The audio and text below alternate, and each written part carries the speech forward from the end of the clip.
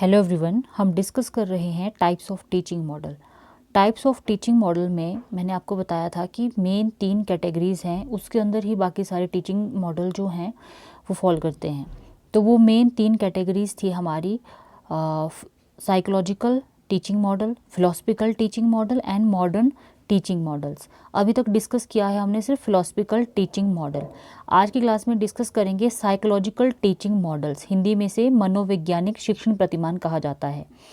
तो साइकोलॉजिकल जो teaching models हैं, इसमें रिलेशनशिप देखते हैं teaching objectives and teaching learning जो एक्टिविटीज़ हैं उसके बीच में, और उन टीचिंग लर्निंग एक्टिविटीज़ को इसमें एनालाइज किया जाता है। मेन जो सोर्सेज भी आप कह सकते हैं कि ये मेन सोर्सेज ही 3-4 सोर्सेज जो मैंने आपको बताए कैटेगरीज हैं, यही हमारे मॉडल्स के सोर्सेज होते हैं। जॉन पी डिकेको जो थे, उन्होंने इस कैटेगरी को बनाया था या फिर उन्होंने इस कैटेगरी के बारे में बताया था। तो इसमें मेनली हम डिस्कस करेंगे 4 तरह के teaching models. First one basic teaching model, second computer based teaching model, third है teaching model for school learning and fourth है interaction model of teaching. One by one इसको डिस्कस करते हैं। First one basic teaching model, Hindi में से कहा जाएगा बुनियादी शिक्षण प्रतिमान। बुनियादी शिक्षण प्रतिमान का विकास या फिर इसे किसने दिया था, वो थे रॉबर्ट ग्लेसियर ने। रॉबर्ट ग्लेसर ने इसे दिया था 1962 में। इम्पॉर्टेंट है ये टीचिंग मॉडल, इसको ध्यान से समझिए आप कि इसमें इन्होंने जैसे मैंने कहा कि जो साइकोलॉजिकल मॉडल ऑफ टीचिंग है, इस टर्म को तो दिया था जॉन पी डिकेको ने, और इसके अंदर ही ये डिफरेंट टाइप्स के मॉडल्स हैं 4 तरह के जो हम डिस्कस करेंगे। बेसिक टीचिंग मॉडल, इसमें क्या था, जो रॉबर्ट ग्लेसर थे उन्होंने एक स्ट्रिप डाउन टीचिंग मॉडल तैयार किया था, जिसमें कि मेन जो 4 एलिमेंट्स थे उनको ऐड किया था, 4 डिवीज़न की थी या कंपोनेंट्स थे, उनको पार्ट जो थी आपकी पूरी टीचिंग प्रोसेस, उसको मेनली 4 कंपोनेंट या पार्ट्स में डिवाइड किया था। ये इंपॉर्टेंट रहेगा आपके लिए। वो 4 कंपोनेंट या 4 पार्ट क्या हैं, आपकी टीचिंग जो लर्निंग प्रोसेस है उसको साइकोलॉजिकली देखना है, मनोवैज्ञानिक रूप से देखना है, तो उसको 4 पार्ट्स में तोड़ दिया गया था। वो 4 पार्ट्स थे आपका, पहला है इंस्ट्रक्शनल ऑब्जेक्टिव, हिंदी में अनुदेशनात्मक उद्देश्य से कहा जाएगा। दूसरा है आपका एंटरिंग बिहेवियर या पूर्व व्यवहार।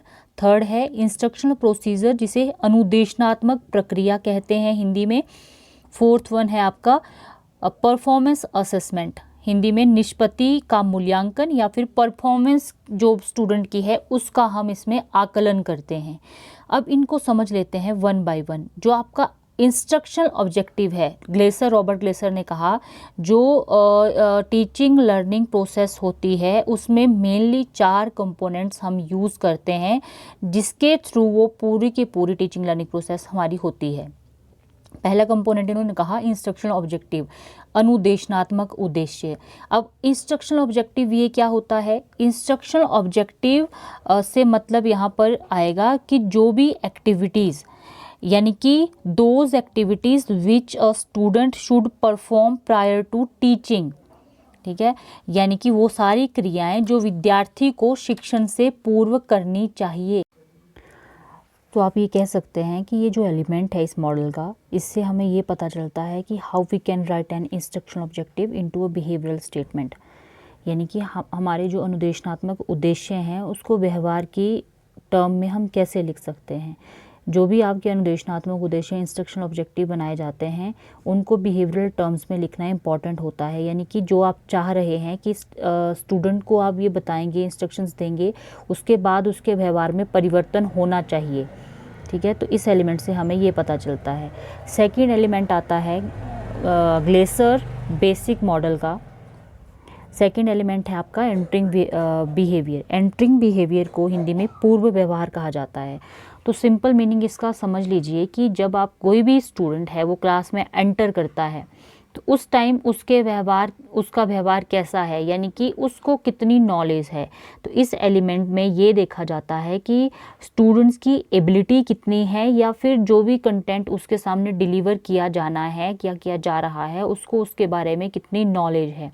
आप खुद से रिलेट कर सकते हैं। आप इस क्लास को अभी जैसे सुन रहे हैं, तो आपको कितना पता था साइकोलॉजिकल मॉडल्स ऑफ टीचिंग के बारे में। ठीक है।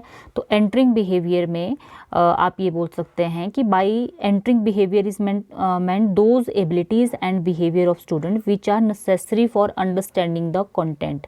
इन सिंपल वर्ड्स आप ये बोल सकते हो कि present level of students knowledge and skill in reference to attain the desired level. जो भी टीचर पढ़ा रहा है उसको, वो उसके बारे में कितना समझता है, ठीक है। तो जो भी कंटेंट मैटर उसके सामने डिलीवर किया जा रहा है उसको उसके बारे में कितनी नॉलेज है, इसमें ये पूरा का पूरा बताया जाता है इस एलिमेंट में। ग्लेसर बेसिक मॉडल के जो एलिमेंट है एंटरिंग बिहेवियर, उसमें यानी कि बच्चे के पूर्व व्यवहार के बारे में जानकारी यहाँ पर मिलती है। थर्ड इम्पॉर्टेंट आता है आपका एलिमेंट, उसे कहा जाता है इंस्ट्रक्शनल प्रोसीजर यानी कि अनुदेशनात्मक प्रक्रिया।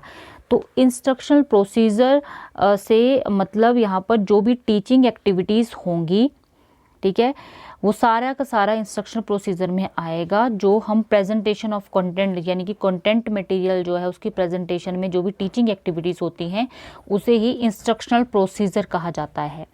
Instructional process is called the action aspect of teaching. Action aspect of teaching इसे कहा जाता है क्योंकि इस पहलू में ही डिफरेंट मेथड्स, टेक्निक्स या स्ट्रेटजीज जो यूज़ करते हैं टीचिंग में, वो सब कुछ आता है। अगर सिंपल और इन ब्रीफ हम बोलना चाहें तो इस एलिमेंट में या फिर ये जो स्टेप है इसमें सारी की सारी एक्टिविटीज़ आती हैं जो कि हम अपने कंटेंट को प्रेजेंट करने के लिए यूज़ करते हैं। यानी कि प्रेजेंटेशन ऑफ कंटेंट इसी स्टेप के अंतर्गत आता है। जो हमारा अनुदेशनात्मक उद्देश्य जो हमने बनाए हैं बच्चों के सामने वो प्रेजेंट करना है, उससे रिलेटेड उन अनुदेशनात्मक उद्देश्यों को लेकर हम क्लास में जाते हैं, अपनी टीचिंग प्रोसेस कंप्लीट करते हैं। उस टीचिंग प्रोसेस में जो भी कंटेंट डिलीवर करना है वो इंस्ट्रक्शनल प्रोसीजर के तहत ही होता है। उसमें सारे टीचिंग मेथड, टीचिंग स्ट्रेटजी सब कुछ यूज़ किया जाता है। फोर्थ स्टेप इसका है ग्लेसर बेसिक मॉडल का परफॉर्मेंस असेसमेंट, यानी कि बच्चे का जो परफॉर्मेंस है, बच्चे की जो परफॉर्मेंस हो रही है उसका हमने आकलन करना है, उसको असेस करना है।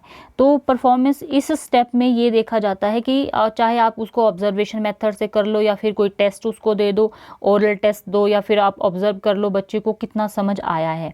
तो देखेंगे क्या इसमें, यानी कि जो भी स्टूडेंट्स की परफॉर्मेंस होगी, जो उसको पढ़ाया गया है, जो भी कंटेंट उसके सामने डिलीवर किया गया है, उसने उसके बारे में कितना जाना है, कितना सीखा है, वो इस स्टेप के तहत हम पता करते हैं। यानी कि इस स्टेप में उसकी परफॉर्मेंस को असेस किया जाता है।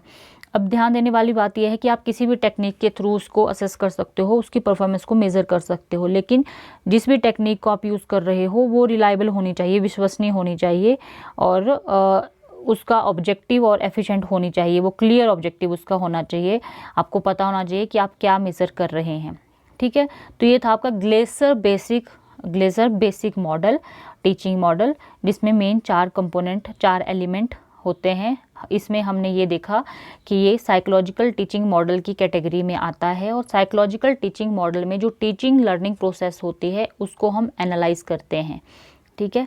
अब बात करते हैं साइकोलॉजिकल टीचिंग मॉडल के second type of model, computer based teaching model के बारे में। अब कंप्यूटर बेस्ड टीचिंग मॉडल को हिंदी में कहा जाएगा कंप्यूटर आधारित शिक्षण प्रतिमान। Computer based teaching model was developed by Lawrence Torlo and Daniel Davis. इस मॉडल को मोस्ट कॉम्प्लिकेटेड टीचिंग मॉडल भी कंसिडर किया जाता है। इस मॉडल में मेनली 3 तरह के एलिमेंट होते हैं। First one, entering behaviour of the student, second, determination of instructional objective, and third one, teaching aspect. Entering behaviour of the students, जैसे मैंने आपको बताया, बच्चे के पूर्व व्यवहार के बारे में इसमें पता किया जाता है। सेकंड वन है डिटर्मिनेशन ऑफ इंस्ट्रक्शनल ऑब्जेक्टिव, यानी कि अनुदेशन के उद्देश्यों का निर्धारण। थर्ड वन, शिक्षण पक्ष, इसमें ये देखा जाता है। फर्स्ट और सेकंड जो एलिमेंट है उसकी एक्सप्लेनेशन ग्लेसर बेसिक मॉडल की तरह ही रहेगी, बस इसमें ध्यान देने वाली बात यह है कि इसमें इस मॉडल में कंप्यूटराइज्ड टीचिंग प्लान होता है, ठीक है। कंप्यूटराइज्ड टीचिंग प्लान होता है और उसके अकॉर्डिंग ही एंटरिंग बिहेवियर कंसिडर किया जाता है स्टूडेंट का, और इंस्ट्रक्शनल ऑब्जेक्टिव भी उसी को ध्यान में रखकर बनाए जाते हैं। थर्ड पॉइंट की एक्सप्लेनेशन है कि टीचिंग एस्पेक्ट में हम क्या देखते हैं, शिक्षण जो पक्ष है उसमें तीनों ही चीज़ों को हम देखते हैं, यानी कि फर्स्ट एंड सेकंड जो एलिमेंट है उसको भी ऐड किया जाता है, और तीसरा इसमें ये इम्पॉर्टेंट होता है कि बच्चों की जो परफॉर्मेंसेस होती हैं उसको भी ऑब्जर्व किया जाता है। ठीक है, अगर स्टूडेंट्स की जो परफॉर्मेंस है सेटिस्फैक्ट्री नहीं है तो उसके सामने दूसरा टीचिंग प्लान कंप्यूटर की हेल्प से प्रेजेंट किया जाता है, और ये जो एक्टिविटीज़ होती हैं टीचिंग की इसी तरह से चलती रहती हैं। अगर ऐसा लगता है कि स्टूडेंट को समझ नहीं आ रहा है तो उसके बारे में जांच की जाती है, उसको डायग्नोज किया जाता है इस मॉडल के तहत, और डायग्नोज करने के बाद पता चलता है कि स्टूडेंट इस पर्टिकुलर टॉपिक को नहीं समझ पा रहा है तो उसके रिगार्डिंग उसको रेमेडियल इंस्ट्रक्शन भी दी जाती है। ठीक है, डायग्नोसिस के बेसिस पे होती है, वो पता कर लिया कि स्टूडेंट को कहाँ पर प्रॉब्लम आ रही है सीखने में, कहाँ पर डिफ़िकल्टी वो फेस कर रहा है, तो उसके अकॉर्डिंग फिर रेमेडियल इंस्ट्रक्शन उसको दी जाती है, यानी कि उपचारात्मक शिक्षण दिया जाता है। ठीक है, इस मॉडल के तहत significance is also attach to individual differences. इसमें हम व्यक्तिगत जो विभिन्नताएं होती हैं उनको भी कंसिडर किया जाता है, उनको भी महत्व दिया जाता है। अब व्यक्तिगत विभिन्नता या इंडिविजुअल डिफरेंसेस से आप समझ सकते हैं कि कोई भी स्टूडेंट एक दूसरे के जैसा नहीं होता है, उनमें कोई ना कोई डिफरेंस होता है, चाहे वो कोई अच्छे से समझता है, किसी को थोड़ा ज़्यादा टाइम लगता है, कोई मैथ्स बड़े अच्छे से पढ़ लेता है, किसी को लिखने में किसी की थोड़ी सी हैंडराइटिंग अच्छी है, किसी की ख़राब है, तो कोई भी इंडिविजुअल डिफरेंसेस बहुत तरह के हो सकते हैं। ठीक है, तो ये था आपका कंप्यूटर बेस्ड टीचिंग मॉडल जो हमने पढ़ा साइकोलॉजिकल टीचिंग मॉडल की सेकेंड टाइप में। अब इसी में आता है आपका साइकोलॉजिकल टीचिंग मॉडल में teaching model for school learning. ये जो मॉडल था teaching model for school learning, ये मॉडल जॉन कैरल इन्होंने डेवलप किया था। इसके अकॉर्डिंग स्टूडेंट्स जो हैं वो ऐसे कंसिडर किए जाते हैं कि वो मोस्ट इम्पॉर्टेंट कंपोनेंट के रूप में उनको माना जाता है। किसमें? टीचिंग लर्निंग प्रोसेस में। आप ये मान सकते हैं कि students are consider necessary and important components to their needs, उनको उनकी ज़रूरतों के अकॉर्डिंग ही टीचिंग होनी चाहिए। तो ये मॉडल का नाम है teaching model for school learning, यानी कि इस मॉडल में आप ये देखेंगे कि जो स्कूल लर्निंग हो रही है उस बच्चे की स्कूल लर्निंग में स्टूडेंट की जो ज़रूरतें हैं उनको ध्यान में रखकर ही आप उसको पढ़ाएं और शिक्षण उसका हो। तो अब ये स्टूडेंट की ज़रूरतें क्या है, मान लो कि कोई स्टूडेंट आपके क्लास में बहुत ब्रिलियंट है तो आप उसको बार बार एक ही चीज़ को बार बार वही पढ़ा रहे हो, तो वो स्टूडेंट उस चीज़ से उतना अच्छे से सीखने के बजाय वो वहाँ से थोड़ा बोर भी हो सकता है। और कोई स्टूडेंट ऐसा है जो स्लो लर्नर है आपकी क्लास में, लेकिन आप उस पर ज़्यादा ध्यान नहीं दे रहे हो, उसको थोड़ा बहुत ही आपने पढ़ाया और पर वो क्या है उसके अकॉर्डिंग नहीं होगा। तो हमने ध्यान में ये रखना है कि बच्चों की जो ज़रूरतें हैं उसके अकॉर्डिंग ही करना है जो भी पढ़ाना है, टीचिंग जो प्रोसेस होगी। तो इस टीचिंग मॉडल में हमारे पास मेनली जो एलिमेंट्स रहेंगे वो फर्स्ट है definition of objective in behavioural terms, यानी कि सबसे पहले आपके जो उद्देश्य हैं उनको आप व्यवहार के उसमें टर्म्स में लिखेंगे। व्यवहार के टर्म में लिखने का अर्थ यहाँ पर ये होता है कि जो भी उद्देश्य आपने बनाए हैं वो बच्चे के व्यवहार में उससे क्या परिवर्तन आ रहा है वो आपके उद्देश्य वैसे होने चाहिए ताकि बच्चा उससे सीख सके। सेकंड है prominence of intelligence and performance in the entering behaviour. Third है instruction level to be as per student, giving time for learning according to the needs of student and complete mastery should be inherent for students performance. तो ये main इसके 5 element हैं जो हमने ध्यान में रखने हैं। तो देखिए अब आप यहाँ से ये देख सकते हैं कि ये जो teaching model for school learning है, बच्चे की ज़रूरतों के अकॉर्डिंग ही उनको इंस्ट्रक्शन देनी है, उनके लेवल को ध्यान में रखकर ही हमने टीचिंग प्रोसेस को प्रोसीड करना है। और उनको इंडिविजुअल डिफरेंसेस होते हैं ये हमें पता है, तो उनको उनकी ज़रूरत के हिसाब से ही पढ़ने का टाइम देना है और कंप्लीट मास्टरी करनी है और उनकी परफॉर्मेंस को असेस करना है कि किस तरीके से उन्होंने सीखा और उसमें और कितना सीखने की ज़रूरत है। ठीक है, तो ये था आपका teaching model for school learning. अब नेक्स्ट आपका इस कैटेगरी में लास्ट आता है interaction model of teaching. Interaction model of teaching, इसमें हम क्या देखते हैं, इसे अंतः प्रक्रिया शिक्षण प्रतिमान भी कहा जाता है। तो इस मॉडल को किसने डेवलप किया था? नेड ए फ्लेंडर ने 1960 में। तो तो interaction model of teaching main इसके प्रोपाउंडर हैं नेड ए फ्लेंडर, सोशल इंटरेक्शन मॉडल। और फ्लेंडर ने क्या किया था कि इस टीचिंग प्रोसेस को इंटरेक्शन प्रोसेस कहा था, क्योंकि उन्होंने ये बताया था कि जो क्लास बिहेवियर है उसको हम अलग अलग तरीके से देख सकते हैं, अलग अलग प्रकार में देख सकते हैं। मेनली उन्होंने क्लास बिहेवियर को 10 तरह से डिवाइड किया था या 10 टाइप्स उसके बताए थे, इसीलिए इसको फ्लेंडर 10 कैटेगरी सिस्टम भी कहा जाता है। ठीक है, जिसमें कि ये बताया गया था कि स्टूडेंट टीचर टॉक कितना होता है और कितने टाइम तक स्टूडेंट इंटरेक्ट करते हैं, यानी कि एक तरह से इंटरेक्शन बताया गया था। और इस मॉडल में ही हम स्टूडेंट और टीचर के बिहेवियर को एनालाइज करते हैं। तो इस मॉडल के मेनली कौन से कंपोनेंट हैं, वो 4 कंपोनेंट रहेंगे, उनको हम डिस्कस कर लेते हैं। फर्स्ट वन है फोकस यानी कि the form of teacher and student interaction is determined, यानी कि इसमें हम ये देखते हैं शिक्षक और विद्यार्थी के अंत प्रक्रिया के स्वरूप का निर्धारण इसमें करते हैं। सेकंड आता है आपका एंटरिंग बिहेवियर।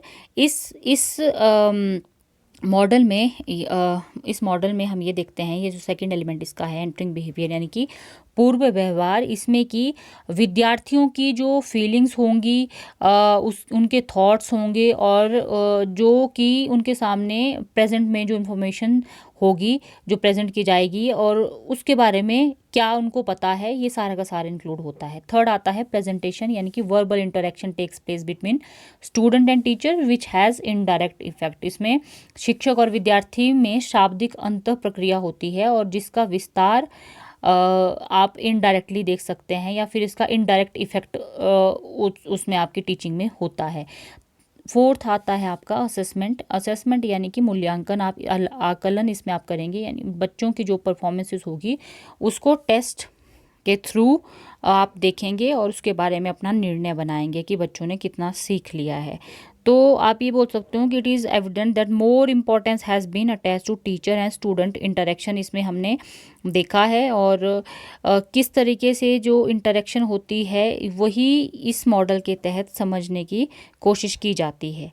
ठीक है, नेक्स्ट क्लास में डिस्कस करेंगे मॉडर्न टीचिंग मॉडल्स, जिसमें कि मेनली 4 हम मॉडल डिस्कस करेंगे।